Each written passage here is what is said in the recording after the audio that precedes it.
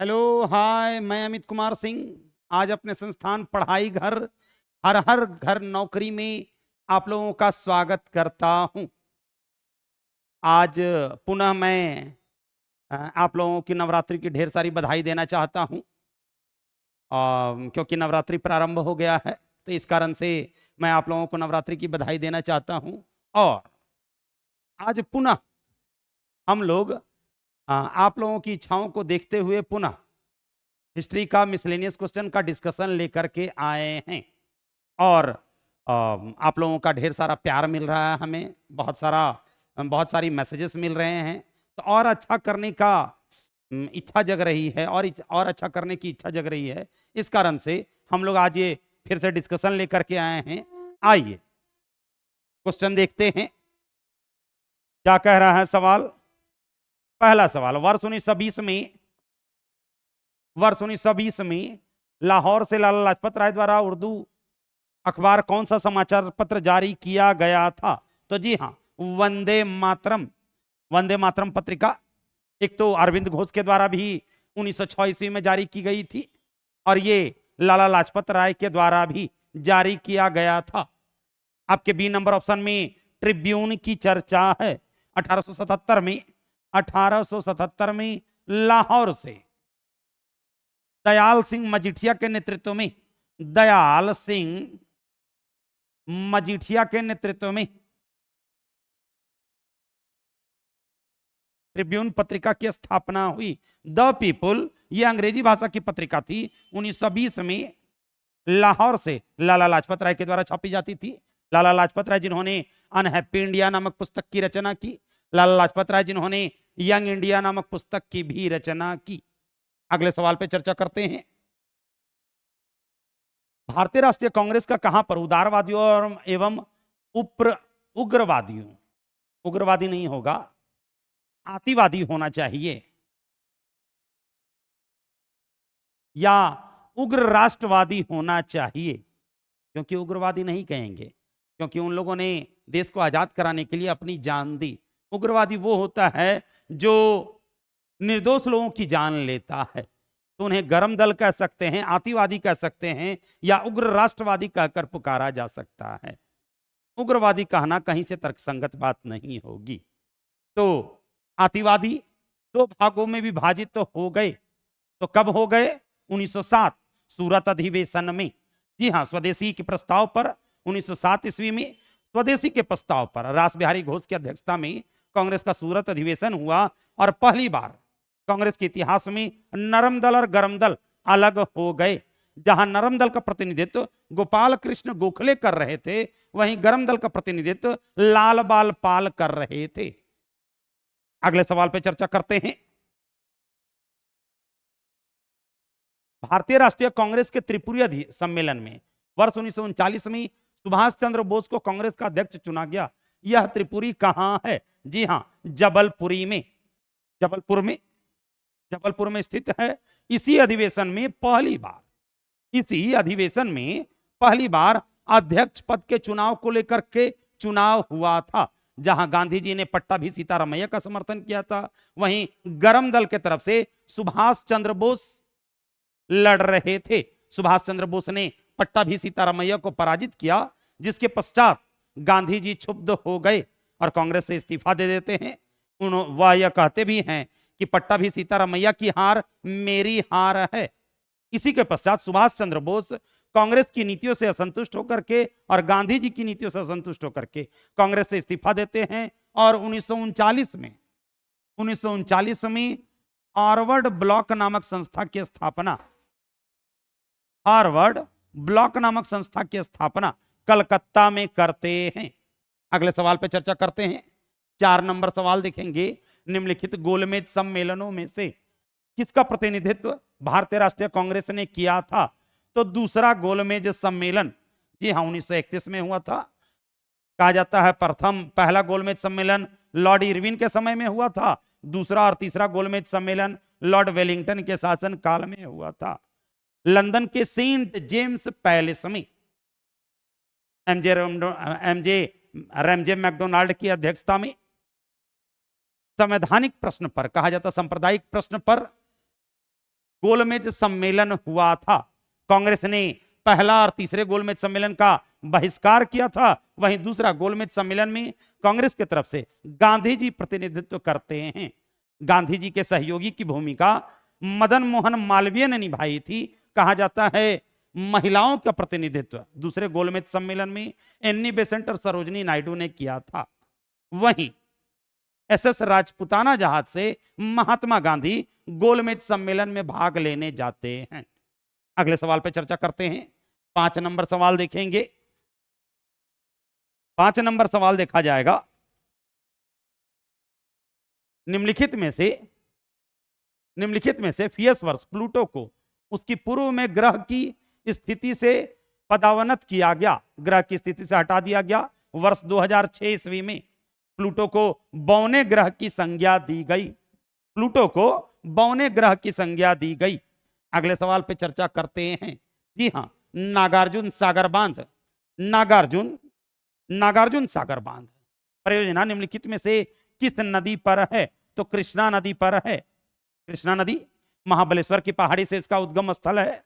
1400 kilometre Bharat में बहाव क्षेत्र, 1400 किलोमीटर बहाव क्षेत्र भारत में महाबलेश्वर की पहाड़ी से इसका उद्गम स्थल है। जी हां, अलमाटी बांध, अलमाटी बांध कृष्णा नदी पर है। गोदावरी नदी 1465 किलोमीटर बहाव क्षेत्र, 1465 किलोमीटर बहाव क्षेत्र महाराष्ट्र के नासिक जिले के त्र्यंबक पहाड़ी से, त्र्यंबक गांव से गोदावरी नदी का उद्गम स्थल है। पोचमपाद परियोजना, पोचमपाद परियोजना, जायकवाड़ी परियोजना, एनीकट बांध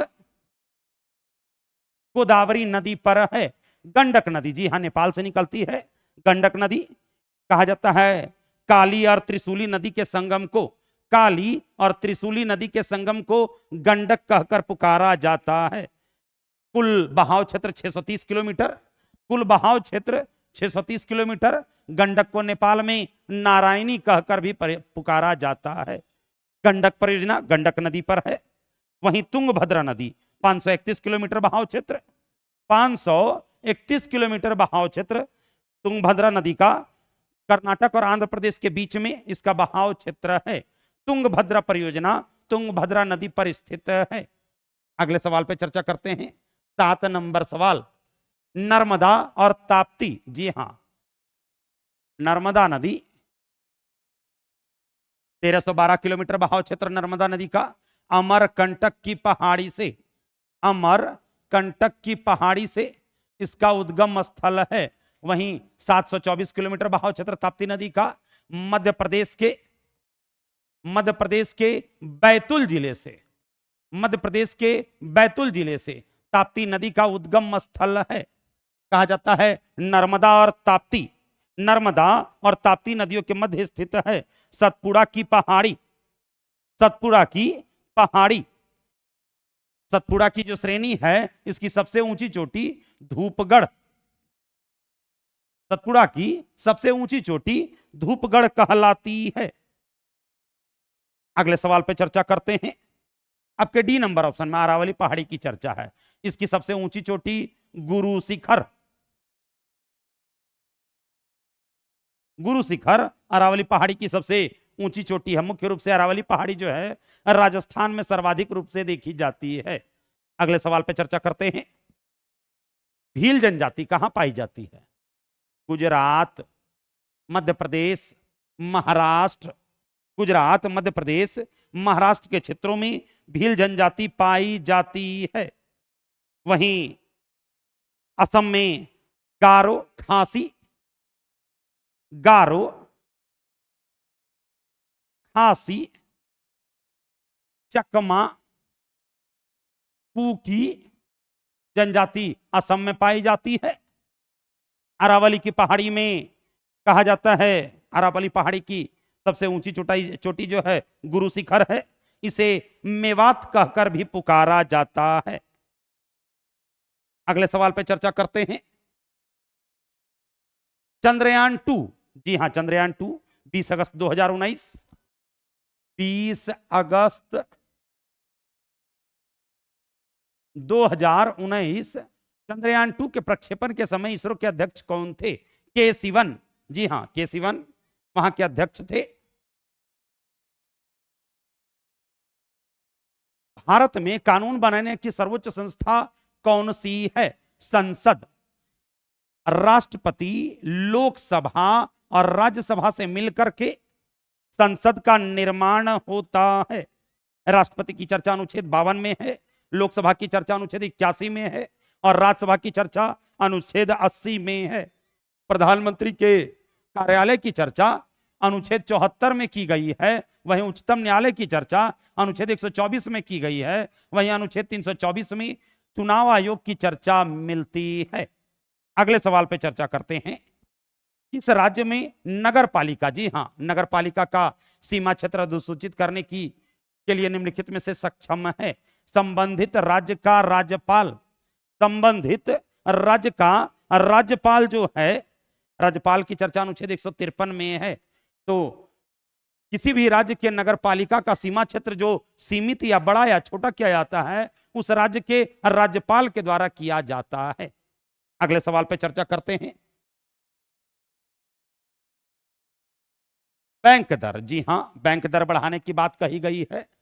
बैंक दर बढ़ाने की बात कही गई है। बैंक दर को बढ़ाने का प्रभाव कम हो जाएगा यदि सीआरआर कम कर दिया जाए। यदि सीआरआर कम कर दिया जाए तो बैंक दर को बढ़ाने का प्रभाव कम हो जाएगा। अगले सवाल पर चर्चा करते हैं। भारत के अंतिम गवर्नर जनरल कौन थे? तो लॉर्ड माउंटबेटन अंतिम गवर्नर जनरल थे।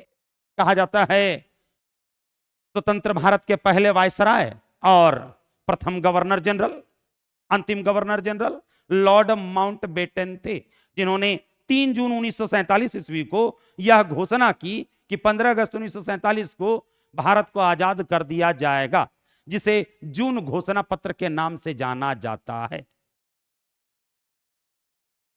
चक्रवर्ती राजगोपालाचारी, जिन्हें सी राजगोपालाचारी कहकर पुकारा जाता है, इन्होंने राजगोपालाचारी फार्मूला दिया था शिक्षा के क्षेत्र में सुधार करने के उद्देश्य से। कहा जाता है इन्हें स्वतंत्र भारत का प्रथम भारतीय गवर्नर जनरल कहकर पुकारा गया।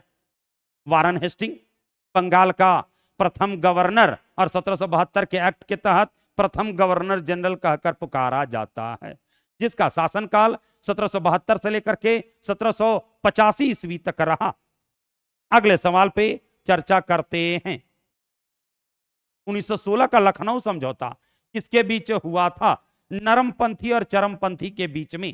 जी हां, नरमपंथी और चरमपंथी के बीच में 1916 का लखनऊ अधिवेशन अंबिका चरण मजूमदार की अध्यक्षता में हुआ था, जिसमें तिलक और एनी बेसेंट के सहयोग से, तिलक, एक बार मैं फिर दोहराना चाहूंगा, तिलक और एनी बेसेंट के सहयोग से जहां गरम दल और नरम दल एकजुट हुए थे, वहीं तिलक और मोहम्मद अली जिन्ना के सहयोग से कांग्रेस और मुस्लिम लीग एक हुए थे। अगले सवाल पे चर्चा करते हैं। 16 नंबर सवाल देखेंगे। निम्न में से किस अधिवेशन के लिए कांग्रेस ने पहली बार एक महिला को अध्यक्ष चुना? तो जी हां, कलकत्ता अधिवेशन, एनी बेसेंट की अध्यक्षता में। याद रखिएगा, मैं एक ट्रिक दे रहा हूं आप लोगों को। कांग्रेस की पहली महिला अध्यक्ष और दूसरी और तीसरी के बारे में जानकारी के लिए मैं दे रहा हूं। 1917 याद रखिएगा, उसमें 2 बार 8 जोड़ दीजिएगा। 1917 जोड़ 8 बोले तो 25 और 1925 जोड़ 8 बोले तो 33। तो 1917 में एनी बेसेंट, 1925 में सरोजनी नायडू और 1933 में नलिनी सेन गुप्ता। 8-8 जोड़ते चले जाएंगे 2 बार, ज्यादा बार नहीं जोड़ेंगे नहीं तो गलती हो जाएगा। नलिनी सेन गुप्ता। और यह भी याद रखेंगे 1917, 1925, 1933 को कलकत्ता कानपुर कलकत्ता, कलकत्ता कानपुर कलकत्ता, 17-8-25-8 33। एनी बेसेंट, सरोजनी नायडू और नलिनी सेन गुप्ता। आपके बी नंबर ऑप्शन में गया अधिवेशन की चर्चा है। चितरंजन दास इसके अध्यक्ष थे। सुभाष चंद्र बोस पहली बार कांग्रेस के गया अधिवेशन में ही कांग्रेस की सदस्यता ग्रहण करते हैं 25 पैसा सदस्यता शुल्क दे करके। 1921 का इलाहाबाद अधिवेशन, प्रयागराज अधिवेशन हकीम अजमल खां के नेतृत्व में हुआ था। पहली बार भारतीय झंडा फहराने की बात इसी अधिवेशन में की गई। 1916 का लखनऊ अधिवेशन अंबिकाचरण मजूमदार की अध्यक्षता में हुआ था। इसी अधिवेशन में नरम दल और गरम दल एक हुए थे। एन्नी बेसेंट और बाल गंगाधर तिलक के सहयोग से। वहीं कांग्रेस और मुस्लिम लीग एक हुए थे बाल गंगाधर तिलक और मोहम्मद अली जिन्ना के सहयोग से। अगले सवाल पे चर्चा करते हैं। भुवनेश्वर तथा पुरी के मंदिर किस शैली में बने हुए हैं? नागर शैली में। नगर में निर्माण होने के कारण इसे नागर शैली कहकर पुकारा जाता है। गुप्त काल में मंदिर निर्माण कला की शुरुआत हुई थी। पहले यह जानेंगे मूर्ति का निर्माण सबसे पहले कहां हुआ? तो सिंधु घाटी सभ्यता में ही भारतीय उपमहाद्वीप में मूर्ति की जानकारी मिलती है। पशुपति महादेव की मूर्ति की जानकारी मिलती है। कांसे की नृत्यरत मूर्ति की जानकारी मिलती है। लेकिन मूर्ति किसने बनाया? क्योंकि सिंधु घाटी सभ्यता की लिपि पढ़ी नहीं गई है, उसे विस्त्रोफेदन लिपि या गोमुत्रिका लिपि या हलावर्त लिपि कहकर पुकारा जाता है। भाव चित्रात्मक है, पिक्टोग्राफी है, उसे पढ़ा नहीं गया है। चित्र के भाव को देख करके ही उसकी वस्तु स्थिति का पता लगाया जा सकता है। तो कहा जाता है कि पहली जो ज्ञात मूर्ति बनी वो महात्मा बुद्ध की बनी थी। बुद्ध की जो मूर्ति बनी वो कुषाणों के काल में बनी थी। कुषाण के काल में दो कला का विकास हुआ, मथुरा कला और गांधार कला। जहां मथुरा कला के तहत लाल बलुआ पत्थर का प्रयोग किया गया, वहीं गांधार कला के तहत बलुआ पत्थर का प्रयोग किया गया। मथुरा कला के तहत जहां महात्मा बुद्ध की पहली मूर्ति का निर्माण हुआ, वहीं गांधार कला के तहत महात्मा बुद्ध की सर्वाधिक और सबसे बड़ी मूर्तियों का निर्माण हुआ। महात्मा बुद्ध की जो सबसे बड़ी मूर्ति थी 108 फीट की थी, वर्तमान अफगानिस्तान के बामियान क्षेत्र में, जिसे तालिबानियों के द्वारा 2006 में तोड़ दिया गया, क्योंकि इस्लाम में मूर्ति पूजा हराम है। इस्लाम में मूर्ति पूजा हराम है। तो नागर शैली, द्रविड़ शैली और बेसर शैली कहा जाता है मंदिर निर्माण कला की शुरुआत मूर्ति के रखरखाव हेतु आगे चल करके मंदिर निर्माण कला की शुरुआत गुप्त काल में हुई थी। गुप्त काल में 3 प्रकार की मंदिर निर्माण कला की शुरुआत हुई, नागर शैली, द्रविड़ शैली और बेसर शैली। नगर में निर्माण होने के कारण इसे नागर शैली कहा जाता है। पूर्वोत्तर क्षेत्र में इसे कलिंगा शैली कहा जाता है। उड़ीसा के क्षेत्र में कलिंगा शैली हो जाएगा। पश्चिम के क्षेत्र में नागर शैली को लाट शैली कहा जाता है। यह मुख्य रूप से गुजरात में प्रचलित है। और हिमालय के क्षेत्र में इसे पर्वतीय शैली कहकर पुकारा जाता है। याद रखेंगे नागर शैली का विस्तारीकरण जो है हिमालय से लेकर के विंध्य पर्वतमाला तक, हिमालय से लेकर के विंध्य पर्वतमाला तक। बेसर शैली का विस्तारीकरण विंध्य पर्वतमाला से लेकर के कृष्णा नदी तक। नागर और द्रविड़ शैली के मिश्रित रूप को बेसर शैली कहकर पुकारा जाता है। वहीं दक्षिण भारत में कृष्णा नदी से लेकर के मलाबार तट तक, केरल के मलाबार तट तक द्रविड़ शैली का विस्तारीकरण देखा जा सकता है। अगले सवाल पे चर्चा करते हैं। 18 नंबर सवाल, भारत की सबसे प्राचीनतम लिपि कौन? ब्राह्मी लिपि। जैन धर्म के पहले संस्थापक ऋषभ देव की सबसे बड़ी पुत्री ब्राह्मी के नाम पर ब्राह्मी लिपि का आविष्कार हुआ था। जैसे जैन धर्म के पहले संस्थापक ऋषभ देव के सबसे बड़े पुत्र भरत के नाम पर हमारे देश का नाम भारत पड़ा, उसी तरह सबसे बड़ी पुत्री ब्राह्मी के नाम पर ब्राह्मी लिपि का उदय हुआ था। अगले सवाल पे चर्चा करते हैं। अशोक का सर्वाधिक अभिलेख जो है इसी ब्राह्मी लिपि में है। पिछले डिस्कशन में मैंने बताया है, 1-2 दिन पहले जो मैंने डिस्कशन कराया था उसमें यह बताया है कि अशोक के अभिलेखों में पाली, प्राकृत, ग्रीक, अरमाइक, खरोष्टी और सर्वाधिक ब्राह्मी लिपि का प्रयोग किया गया। याद रखेंगे अगले सवाल पे चर्चा करते हैं। चित्रकला की गंधार शैली, देख लीजिए आ गया।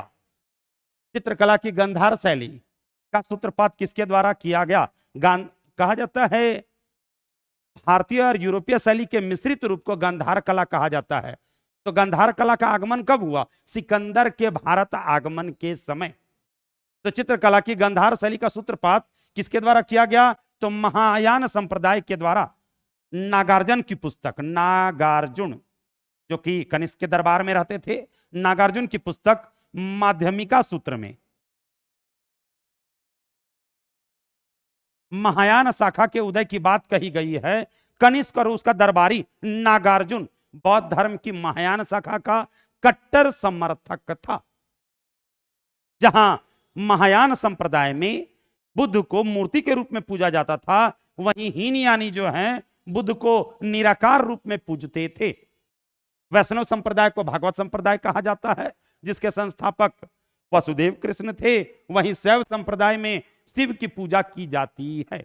वामन पुराण में शैव धर्म को 4 भागों में बांटा गया: पाशुपत संप्रदाय, कपालिक संप्रदाय, कालामुख संप्रदाय और लिंगायत संप्रदाय। पुरी में स्थित कोणार्क का विशाल सूर्य मंदिर किसके द्वारा निर्मित है? तो नरसिंह वर्मन प्रथम के द्वारा। नरसिंह वर्मन प्रथम के द्वारा बनवाया गया। नरसिंह वर्मन प्रथम के द्वारा बनवाया गया था, जिसे कलिंगा शैली के नाम से भी जाना जाता है। जिसे कलिंगा शैली के नाम से भी जाना जाता है। अगले सवाल पे चर्चा करते हैं। सॉरी, चलिए मैं आप लोगों को भी थैंक यू बोलना चाहूंगा। अगर आपको पढ़ाई घर का डिस्कशन अच्छा लगे तो आप इसे लाइक करें, सब्सक्राइब करें और दोस्तों के बीच ज्यादा से ज्यादा संख्या में शेयर करें, क्योंकि पढ़ाई घर की यह जो मुहिम है घर घर पहुंचनी चाहिए। क्योंकि जब घर घर पढ़ाई घर की यह मुहिम पहुंचेगी, तब किसी को नौकरी लेने में दिक्कत नहीं होगी। तो आज के लिए इतना ही, धन्यवाद।